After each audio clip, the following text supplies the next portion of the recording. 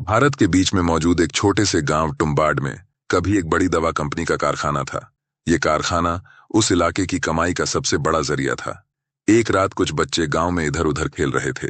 वो शरारत में घरों के पास पटाखे फोड़ रहे थे, जिससे लोग डर गए और कुत्ते भी भौंकने लगे। खेलते खेलते वे उस पुराने कारखाने तक पहुंच गए और वहां भी पटाखे फोड़ने लगे, ताकि वो कारखाने में जो लोग होंगे उन्हें भी डरा सकें। शुरुआत में वे छोटे पटाखे फोड़ रहे थे, फिर उन्होंने बड़े पटाखे जलाने शुरू कर दिए, जो सीधा कारखाने की बिल्डिंग की तरफ चले गए। तभी एक गार्ड दौड़ता हुआ आया और जोर से चिल्लाया कि वो पटाखे फोड़ना बंद कर दें। जैसे ही एक लड़के ने देखा कि गार्ड उसका अपना पिता है, वो डर के मारे पटाखा फेंक देता है, मगर तब तक पटाखा जल चुका था और सीधा कारखाने की खिड़की में जाकर गिरा। लड़के का पिता गुस्से में उसे पकड़ लेता है और उसे मारने ही वाला था कि तभी जोरदार धमाका हुआ। पटाखा कारखाने में रखे बहुत जलने वाले केमिकल्स पर जा गिरा, जिससे आग लग गई। कई लोग वहीं मर गए और बहुत से घायल हो गए। आग तेजी से फैल गई और पूरे कारखाने को जला दिया। कारखाने से लोगों की जोर जोर से चीखें आ रही थीं। बाहर खड़े बच्चे डर गए और समझ नहीं पाए कि अब क्या करें।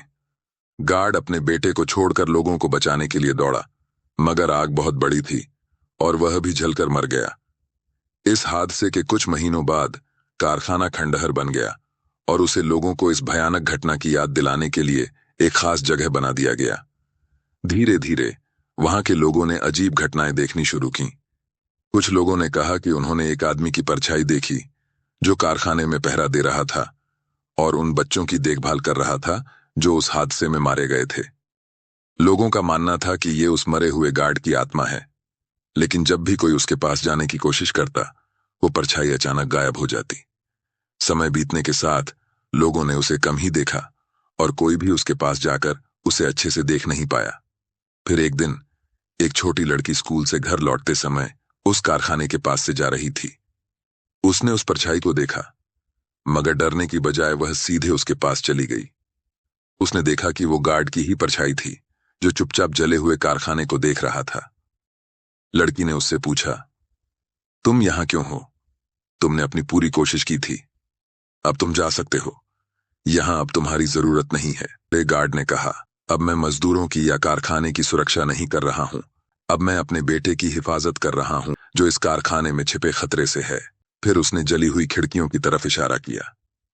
लड़की ने जब उस तरफ देखा तो उसकी चीख निकल गई। खिड़कियों के अंदर मरे हुए मजदूरों के चेहरे दिखने लगे, जिनके चेहरे गुस्से से भरे हुए थे और उनकी आंखों में बदले की आग थी।